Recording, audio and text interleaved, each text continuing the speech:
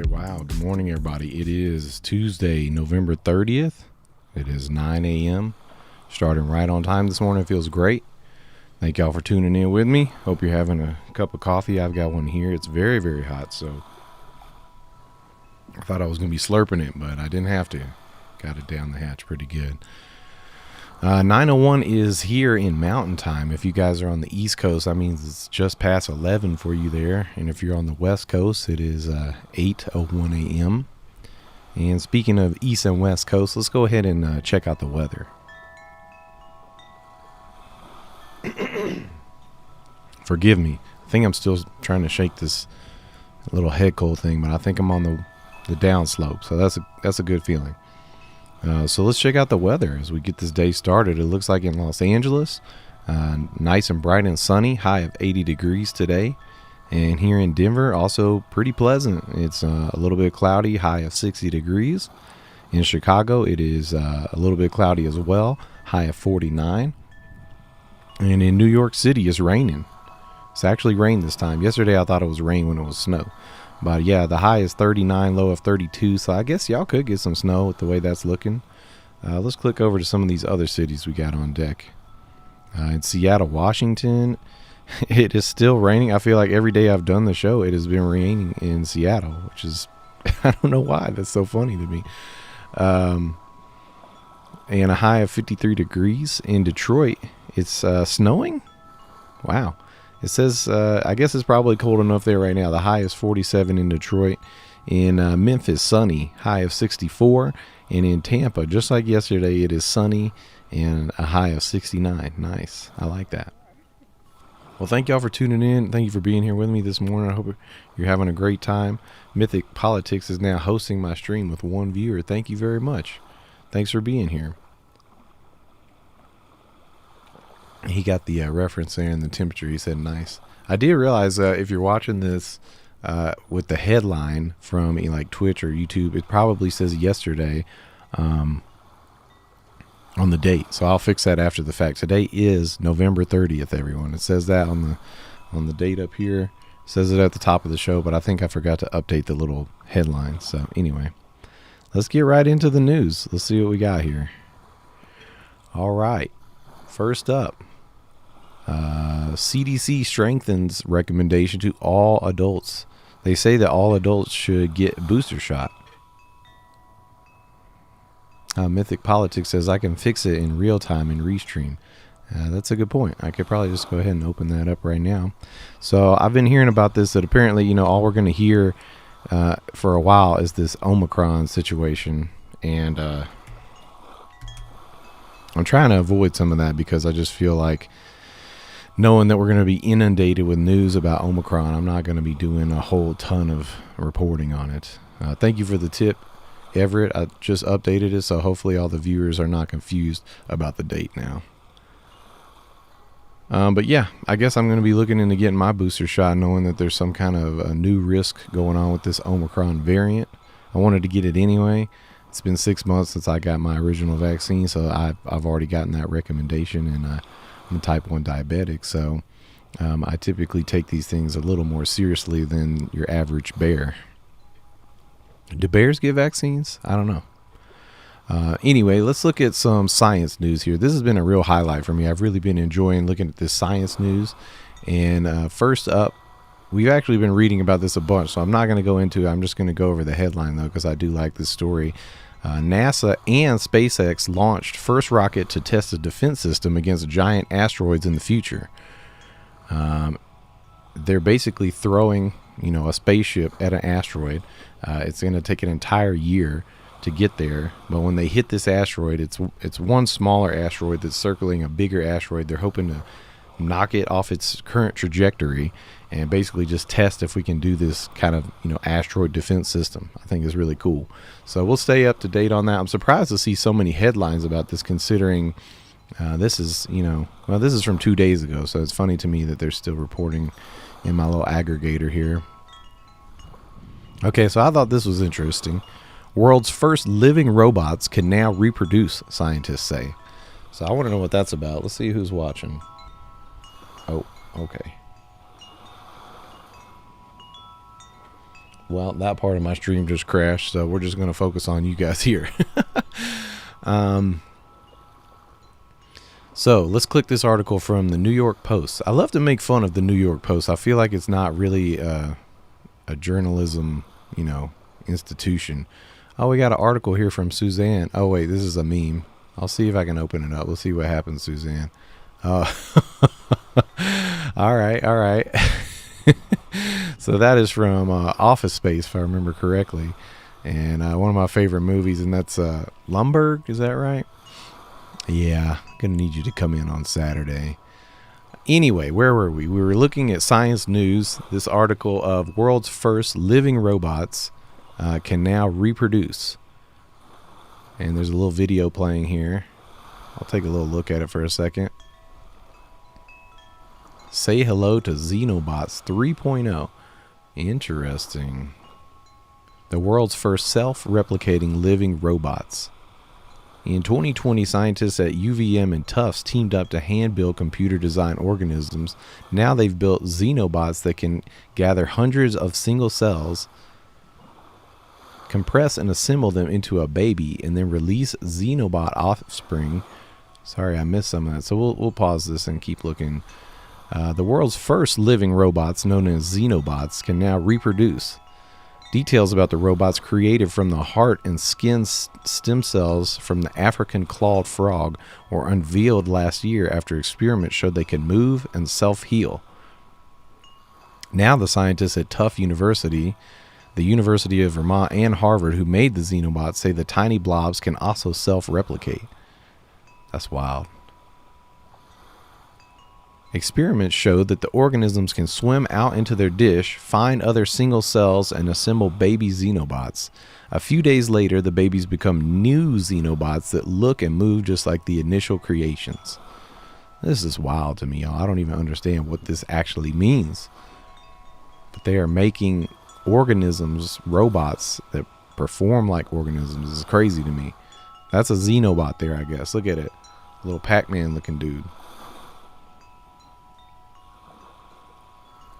The organisms can swim out into their dish, find other single cells, and assemble baby Xenobots. Okay. This is profound, added Michael Levin, co-leader of the research. These cells have the genome of a frog, but freed from becoming tadpoles, they use their collective intelligence, a plasticity, to do something astounding. The team said the new research could be beneficial for advancements in regenerative medicine. If we knew how to tell collections of cells to do what we wanted them to do, ultimately that's regenerative medicine. That's the solution to traumatic injury, birth defects, cancer, and aging. Wow. Okay, well that's actually more exciting than I thought it was. I mean, you see an article about Xenobots, and you think it's going to be about, actual robots. But no, I mean, I guess they're reprogramming cells to do stuff. I love it. All right, the science news was very exciting today. Several different things I wanted to touch on. Yeah, I would love if somebody could repair a pancreas. That would be amazing. Shout out to Everett in the chat with that comment. Let's see. Quest begins to drill Antarctica's. I can't speak in the morning, y'all. I got to work on that. Quest to begin to drill Antarctica's oldest ice. I thought I was off to a good start today, and then Antarctica tripped me up. Let's see what this is about. This is an article from the BBC, and let's see what's going on. This always sounds like some kind of science exploit, but it also sounds like the beginning of a horror movie, right? Efforts are about to get underway to drill a core of ice in Antarctica that contains a record of Earth's climate stretching back 1.5 million years. Okay, so I guess they're going to dig down deep so they can get some more understanding of what the climate has been like over the last 1.5 million years. That's crazy. See if we can find out how that works. A European team will set up its equipment at one of the highest locations on the White Continent for an operation likely to take 4 years.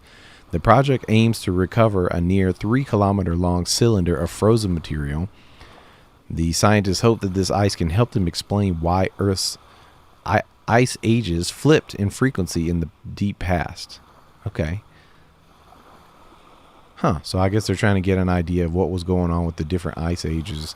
It says Beyond Epica, as the project is known, is a follow-up to a similar venture at the turn of the millennium, simply called Epica. Okay. The new endeavor will base itself a short distance away from the original at Little Dome C, an area located roughly 40 kilometers from the Italian-French Concordia station on the East Antarctic Plateau. Let's take a look at that. There it is. All right, very fascinating stuff. Well, I'm looking forward to finding out what they learn about the world's climate by drilling into some ice. And I don't think I'll read this one, the article at least, but let's take a look at this headline. It says NASA postpones ISS spacewalk because of debris. Debris warning postpones NASA spacewalk. Okay, got it. We got some sports news. NFL power rankings. Week 13 Bengals rocket into top 10 while Cowboys tumble out of top 5. I guess it is getting to be that time of the year when the only reference I have for stuff like football is the Super Bowl, and I always remember it's in February, so I'm guessing maybe we're getting close to like the finals. Is that what you would call it? College football news. It says LSU hires Brian Kelly. Notre Dame coach takes storied career to SEC after 12 seasons with Fighting Irish. How Brian Kelly's gutless move from Notre Dame to LSU exposed a broken system. Wow. I like the difference in the tone on both of those headlines.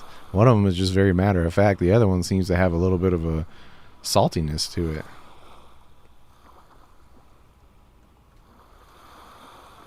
All right. And now we're moving right into entertainment news. I wanted to see more about this. Gucci family slams Ridley Scott's House of Gucci, hint at legal action. Gucci family slams Ridley Scott's House of Gucci in a scathing statement, extremely painful and an insult. And let's take a look at this. I did not actually see this movie. It actually took me a while. I was seeing the pictures of the cast, and I didn't even know, what was going on. I didn't know there was like a movie. Because for when I think of Gucci, I'm seeing like this right here. This is one of their advertising campaigns with, what's his name? Adam from Star Wars, Adam Driver and Lady Gaga. And so I just thought everything I was seeing was, again, some kind of advertising campaign. But I guess there's an actual movie. The heirs to the Gucci fashion empire have panned Ridley Scott's House of Gucci drama and hinted at possible legal action. The Gucci family reserves the right to take every initiative necessary to protect their name and image and those of their loved ones. The heirs of former Gucci chairman Aldo Gucci said in a statement published by ANSA, the Italian wire service, on its website on Monday. In a statement widely cited in Italian media, the Gucci family claims Scott and the producers of House of Gucci did not bother to consult the heirs of the fashion empire before portraying their family members as thugs, ignorant, and insensitive to the world around them. Lady Gaga, Adam Driver, Jared Leto, Jeremy Irons, and Al Pacino star in the true crime saga of the turbulent years that led to the murder of Maurizio Gucci, head of the Eponymous? I don't know that one. I'm going to have to look that up. Milan Fashion House. Gaga plays Black Widow Patrizia Reggiana, an Italian socialite who was convicted for hiring a hitman to kill her ex-husband Maurizio Gucci and spent 18 years in prison. The Gucci family took particular umbrage with Ridley Scott's portrayal of Reggiana in House of Gucci as a victim, an opinion they claim was reinforced by statements from Gaga and other cast members made during the promotion of the movie. The family statement said it was mystifying that a woman convicted of instigating the murder of her ex-husband would be portrayed as a victim trying to survive in a male corporate culture. In the 70 years that Fashion House was a family-owned business, the Gucci said it was an inclusive company, pointing out that in the 1980s, the period portrayed in the film, several of the label's top executives, including President of Gucci America, the head of global PR and communication, and a member of the board of directors of Gucci America, were women. I didn't expect these would be the criticisms from the heirs. So I guess I'll have to look a little more into this movie. Once again, I didn't even realize what it was when I first started seeing pictures of it. So, hey, what kind of movie would there be about the family of Gucci without some kind of controversy, I feel like. And yesterday we were speaking about designer Virgil Abloh. He's being remembered at the Fashion Awards of this year's 2021's Fashion Award. Let's see what else it says. Romeo Beckham and girlfriend Mia Reagan make their red carpet debut at British Fashion. Okay, sorry, I thought that was related, but that was just another fashion headline. Adele announces Las Vegas residency at Caesars Palace Coliseum. Interesting. We just recently got news that Britney is finally, free of her conservatorship, and I'm happy for her. And it made me think of that because I feel like when she was supposed to do her residency there and she kind of just walked away from it or whatever, that was kind of like the beginning of the unraveling of the conservatorship for her. So, I know Adele's in a totally different arrangement, but I just had to call back to that, I guess. Let's see. Cyber Monday is still in the headlines. Looking forward to technology when we can get past some of these sales. Pretty much every time I look in the technology news, it's been about either it was Black Friday for a minute and then Cyber Monday. We'll see if there's anything actually good in here. I guess Halo Infinite has a battle pass. Don't really know what that's about, but I know there's a new Halo that saw some friends posting about, say it's actually pretty good. I know it's pretty different, I guess, but people are liking it. All right, I wanted to check this out. So yesterday it was announced that Twitter CEO Jack Dorsey is going to be stepping down, and they are letting the CTO take over the role, Parag Agrawal. And the headline here says, new Twitter CEO once said company is not to be bound by the First Amendment. Now, I don't really know how to interpret that, so let's take a look at this article and see if we can dig in a little bit deeper. This is from Fox Business, and the subtitle says, our role is to serve a healthy public conversation, and our moves are reflective of things that we believe lead to a healthier public conversation, Agrawal said in 2020. Let's turn off this ad, y'all. Sorry. So, new Twitter CEO Parag Agrawal was thrust into the spotlight on Monday when Jack Dorsey announced that he would step down from the position in a surprise decision that puts a man who once declared the company is not to be bound by the First Amendment in charge of the social media juggernaut. Agrawal, who was Twitter's chief technology officer until the social media giant's board unanimously appointed him to replace Dorsey, was quickly praised by his successor. He's been my choice for some time, given how deeply he understands the company and its needs, Dorsey wrote. Parag has been behind every critical decision that helped turn this company around. He's curious, probing, rational, creative, demanding, self-aware, and humble. He leads with heart and soul and is someone I learn from daily. My trust in him as our CEO is bone deep. He was thrusted into it, Comics Misexplained says.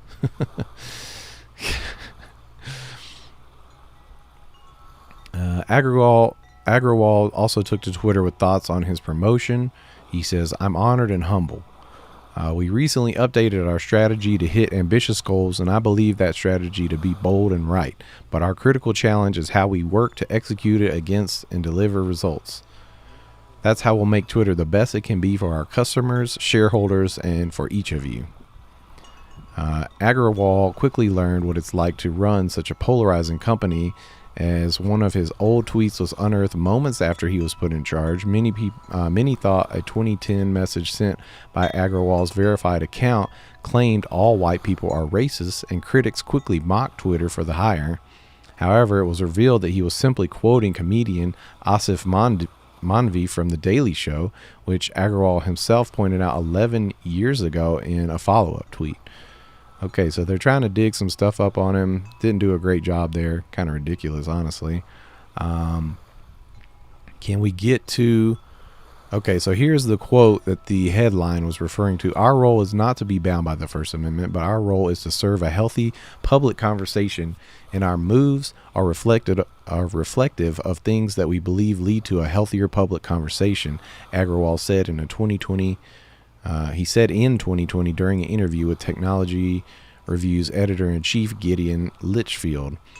The kind of things that we do about this is focus less on thinking about free speech, but thinking about how the times have changed. I don't really know that I got much from that sentence.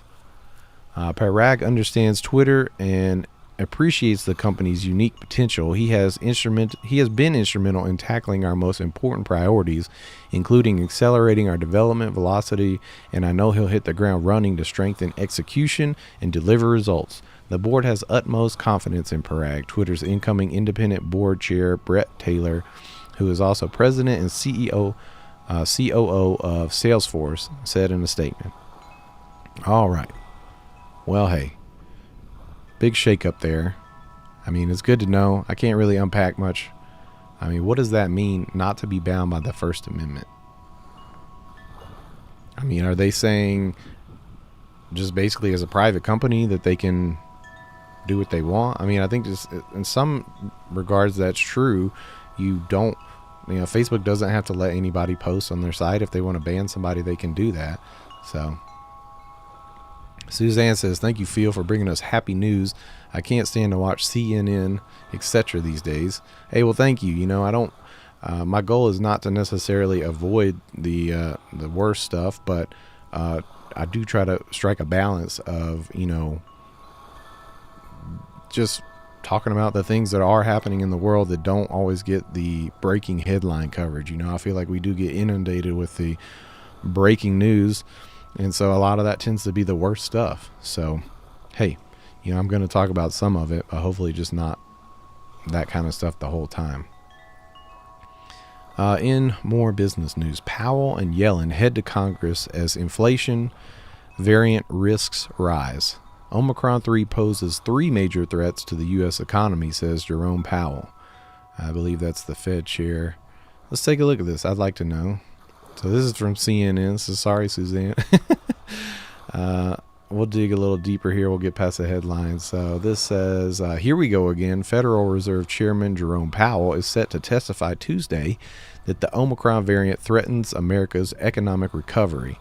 Much remains unknown about Omicron, yet if it prolongs the pandemic, it could keep prices rising, hurt job growth, and make the supply chain crisis worse. Okay, well, there you go.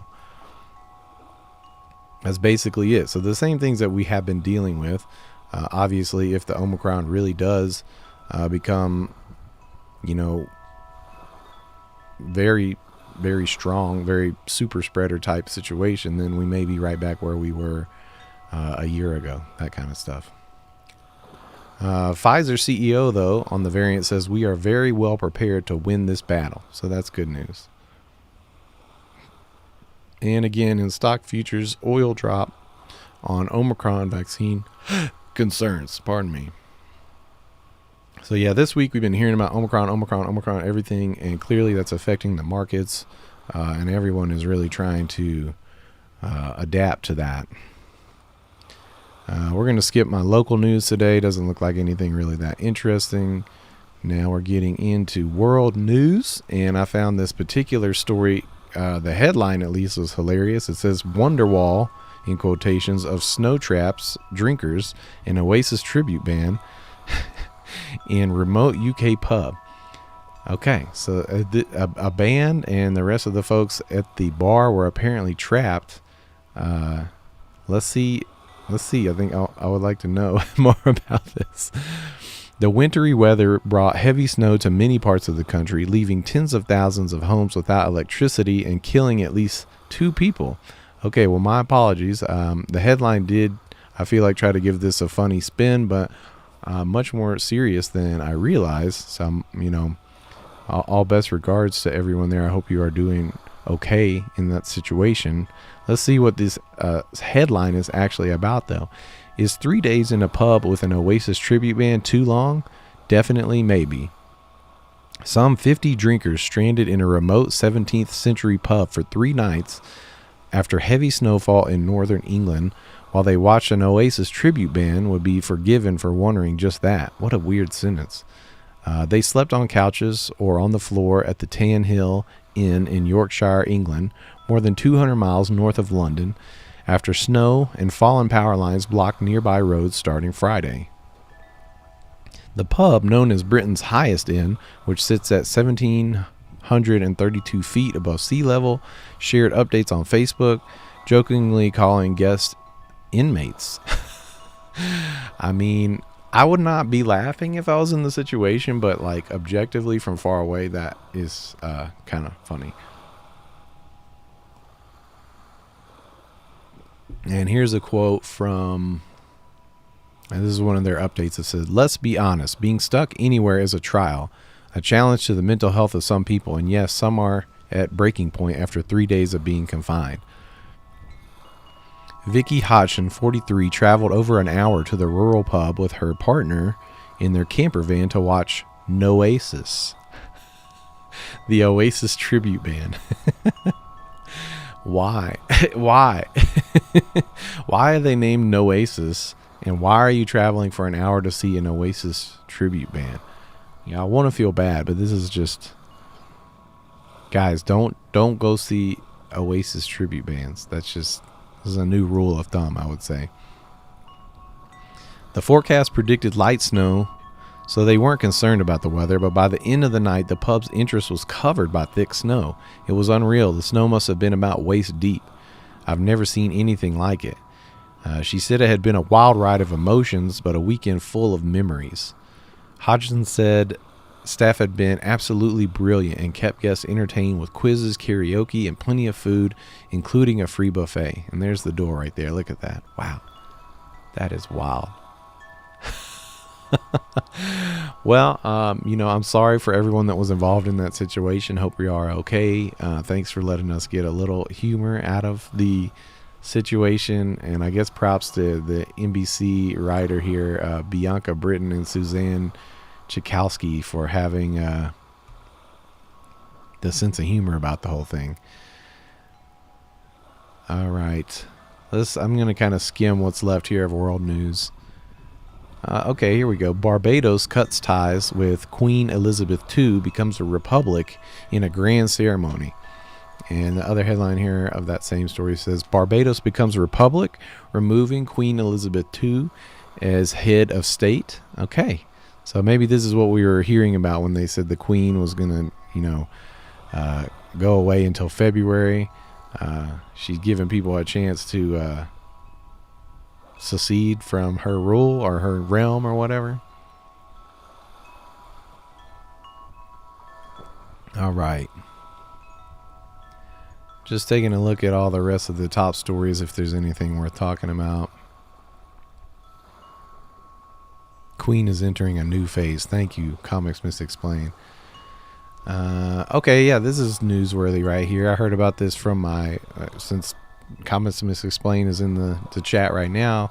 I do a show with the homies Jason Cantu, John Comunes, and Lucas Anderson called Comics Misexplained Show, where we cover news like this. So they sent me this article. Tom Holland will return for another trilogy of MCU Spider-Man movies. Now, if I remember correctly, this is not from Tom Holland that is saying this. This is from Amy Pascal, the head of Sony Studios. So this article is from TheVerge.com. Yeah, here we go. This is not the last of our MCU movies, producer Amy Pascal says. So this is an interesting story because, the news last week from Tom Holland was that, he was saying he didn't want to be an actor. He said if he's still playing Spider-Man at 30, he would feel like that's a bad thing, something along those lines. And also that he doesn't even know if he wants to be an actor all of his life. He said he, might want to retire and be a landlord, but like a good landlord. But I guess since that rumor started to get out, Amy Pascal at Sony must have felt the need to to squash it. And I'm imagining that's because for Marvel and Sony, Spider-Man has got to be a real cash cow. But let's take a look at just the first couple of paragraphs here. Spider-Man No Way Home is set to wrap up the current trilogy of Marvel Cinematic Universe Spider-Man movies soon, but Tom Holland's incarnation of the web-slinging hero isn't hanging up his suit just yet. Sony producer Amy Pascal has confirmed in an interview with Fandango that Holland will return for a future trilogy of Spider-Man movies that will continue to be set in the MCU. This is not the last movie that we're going to make with Marvel. In brackets, this is not the last Spider-Man movie. We are getting ready to make the next Spider-Man movie with Tom Holland and Marvel. It just isn't part of... We're thinking of this as 3 films, and now we're going on to the next 3. This is not the last of our MCU movies. Marvel and Sony are going to keep going together as partners, she added. Well, I think that's interesting because of a few different aspects of this. You know, one is that they always talked about Tom Holland as kind of like their Daniel Radcliffe, Harry Potter type situation where, you know, they wanted somebody that could grow up through a long series of films. I think that's an interesting idea if that is something that Tom Holland is interested in. Now, I don't think anybody should feel like their life is beholden to the entertainment industry. If they don't want to, you know, be a working actor, then that plan is going to be shot. But I do think it's interesting. Good morning, Kelly. I do think it's interesting to see the idea that, you know, he could play through several films. We could see him mature. We could see him be an adult and not just a high school kid. I think there's a lot of, you know, fertile material in the comics to pull from because we've seen that, you know, so many ages of Peter in the comics. So, yeah, if they want to do it, I'm interested to see where it goes. I'll definitely be watching. And good luck to Tom, whatever he gets in. And he seems like a good guy. I haven't heard or seen anything of him to make me feel ill of him. All right. I think this is going to be our last story for the morning. Pokemon Brilliant Diamond and Shining Pearl glitch is renaming monsters.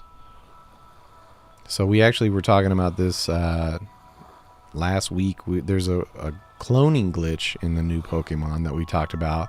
I'm imagining they might have already worked that out with the patch. But let's see what's going on with this other glitch. It's a renaming Pokemon.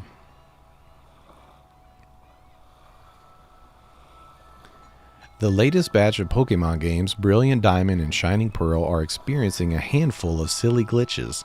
While the duplication glitch is something players are exploiting to their advantage, there's another glitchy issue players are encountering that is just plain weird. Seeing their monsters' nicknames replaced with something else entirely. Twitter user GlitchSore posted a short video of their Gabite evolving to a Garchomp. That's not out of the ordinary. Pokemon evolve all the time.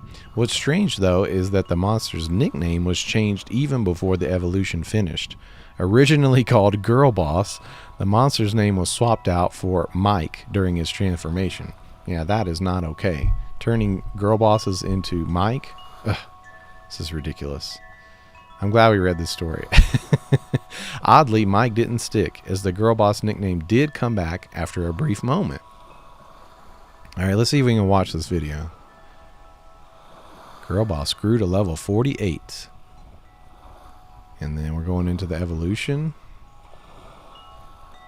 Oh. So some kind of variable placeholder is must be bugged when it does an evolution, because I imagine once the evolution is done, yeah, your Mike evolved into Garchomp. And now watch when we go back. Yeah, Girl Boss. Okay, yeah.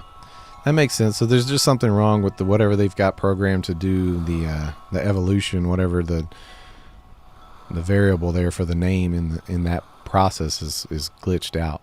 Fascinating stuff. Well, I hope everybody will remember that the Girl Boss nickname was turned into Mike. I think that's a very good meme material there. Anyway, we'll jump back into the weather and we'll wrap this up for today. In Los Angeles, sunny and a high of 80 degrees. Here in Denver, partly cloudy, high of 60 degrees. In Chicago, a little cloudy as well, high of 49. In New York City, rainy and a high of 39. In Seattle, Washington, it's raining, high of 53 degrees. In Detroit, it's snowing with a high of 47. In Memphis, it is very sunny, it looks like, and a high of 64. And finally, in Tampa, it is sunny and a high of 69. And the sun is shining behind us. Hey, it's 9:35 here Mountain Time. We got our whole day ahead of us. If you're on the East Coast, that means it's almost lunchtime, 11:35. And then on the West Coast, it's 8:35. A lot of people just getting started there. Well, I hope you guys have a great day. Make sure to take care of yourselves and each other. I love you guys, and I will see you tomorrow.